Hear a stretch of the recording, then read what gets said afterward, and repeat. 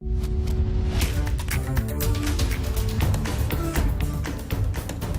everybody, hope you've had a great Wednesday. It is Wednesday, right? Yes, okay.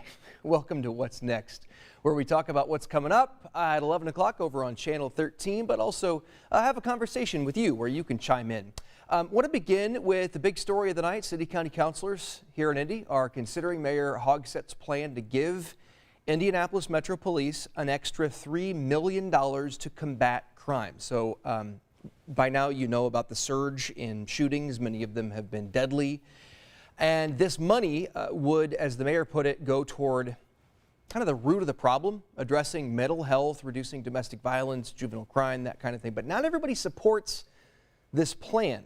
Our Lauren Kostick talked with some, including Black Lives Matter, who think that the money could make a difference somewhere else. They don't think that money should go directly to police. So Lauren's going to have more on that story coming up tonight. But I want to focus on the victims for a few minutes. The people who live with this, live with the consequences and the impact for such a long time. Our Emily Longnecker talked with one woman this evening who is living with multiple bullets in her body. Emily, are you there? I am. So tell us what happened. Yeah, so this is just an incredible survival story here.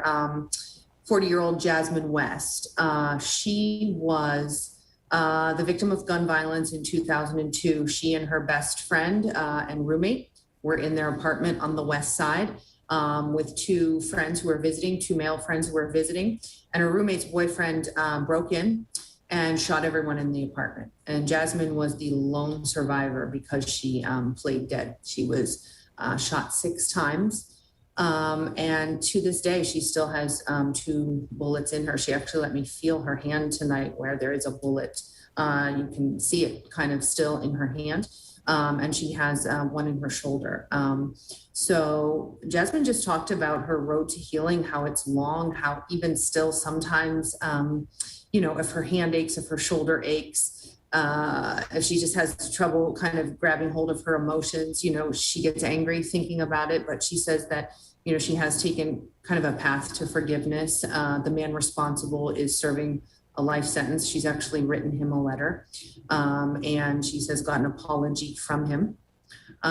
Incredibly, she opened last year a soul food restaurant on the near west side called Mava's Kitchen. And when she opened it, at the ribbon cutting was the father of the man who had who was convicted for the shooting. So she has made peace with that. But she talked about every time she hears about a shooting in this city, it brings up so much for her. And we talked about, you know, what needs to change, what needs to happen. She talked a lot about just a heart change, really, at the basic level for people to understand that, you know, picking up a gun is not the way to solve issues. So we talked about that. She now has an 8-year-old son that she thinks about, you know, who she says is growing up in a world of school shootings and active shooter drills at school. So she, you know, is concerned about him every day. And so she thinks about him. So that's why she's, you know, telling her story for him, for her son, for, you know, mothers of other sons, for children in general, you know, for people in the city. So just an incredible woman. Yeah, sounds like it. And I'm always struck by how many victims talk about the healing power of forgiveness. That the perpetrator still obviously has to pay for the crime. There are consequences for, you know, for their actions, as there should be. Sure. But they feel better and it's like they can't move on until they forgive these people. Yeah, she said that it's a continual process, right? She has to keep forgiving. So it takes time. It takes time. One thing that struck me, she talked about how just for years taking a shower, she couldn't even close the shower curtain because she was terrified of what could be on the other side. And so just like these basic things, the 4th of July, she says, is still hard for her when she hears the fireworks going off. She remembers the gunshots from that day. So she was just real, raw, authentic. And we sat and really really talked, and she was very vulnerable in sharing her story, and she has several times, because she wants to talk about what it's like to be a survivor, and advocate for some kind of change. Yeah, absolutely. I'm just looking at people's comments. Certainly a hard story to tell, Liz says. Glenn says, so sad. And a lot of people will be tuning into your story tonight. I admire her courage for coming forward and hopefully, being a part of the solution. So Yeah. look forward to your story tonight at 11, Emily. Thank you. All right, let's switch gears for just a second. I want to bring in Shawn Ash, who has been watching for some funnel clouds tonight at a huge risk, but a risk nonetheless. But before we get to that, because there's nothing pressing on radar right now, Yes. Shawn, I want to talk about something that people have been inquiring about, which is this partial solar eclipse tomorrow, right? We hope, well, it's going to happen regardless, right? Yeah. It will happen. Will we see it? That's the It's just a question. matter if we're going to be able to see it. Unfortunately, there will be some low clouds and fog, and I think that's going to spoil the viewing. But get up, and if you're into this kind of deal, between about 6:17, that's when sunrise occurs, and 6:35. And during that window, about roughly 25–30% of the sun will be blocked by the moon.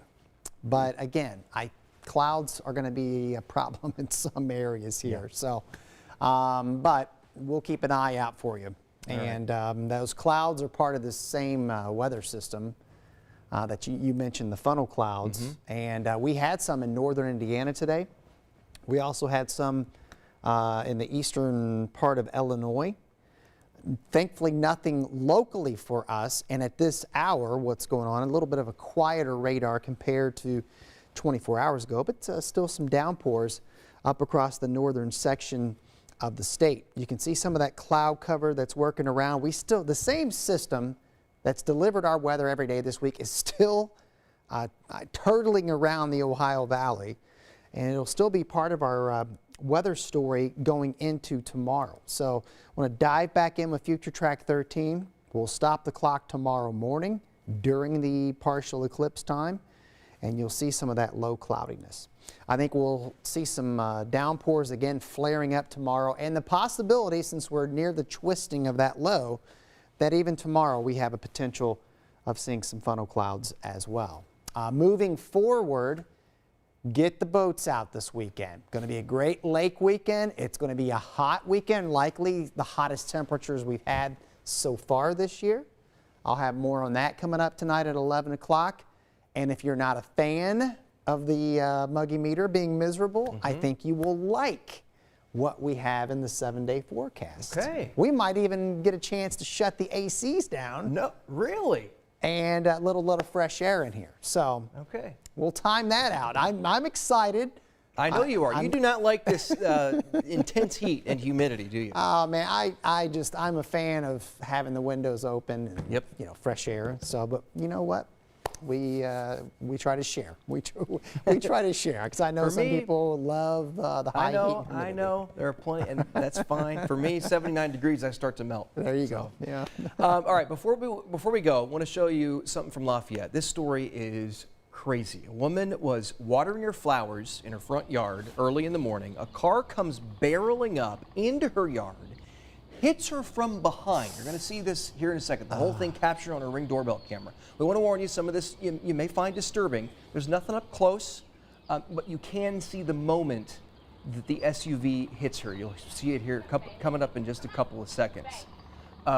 This is Kathy Meisner. She gave us permission to show this to you because there it is right there. Man, the police are still looking for that driver. That's why she gave me permission today to show this to you. So this was around 7 o'clock in the morning last Friday, south side of Lafayette. So 5 days ago, Meisner was just watering her front flowers.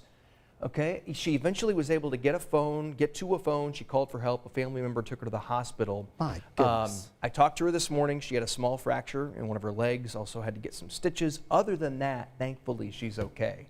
And like I said, police are looking for... The car just drives off. The car eventually, you don't see it on the video, but the car eventually, takes off. So the guy pokes his head out the window and says, "Are you okay?" And she says, "No, I'm not okay. Call 911, call an ambulance." And then she said he just took off. So they're looking for a Jeep Compass red, as you saw there, model year like 2006 to 2011.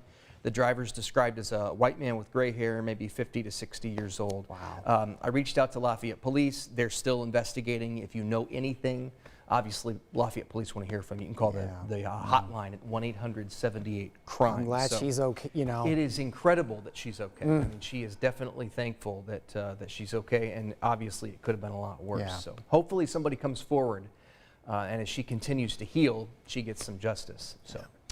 All right, that is going to do it for us on Facebook and the WTHR app. Thanks for tuning in. Thanks for saying hi, everybody. We will see you at 11 o'clock over on 13. Have a great night.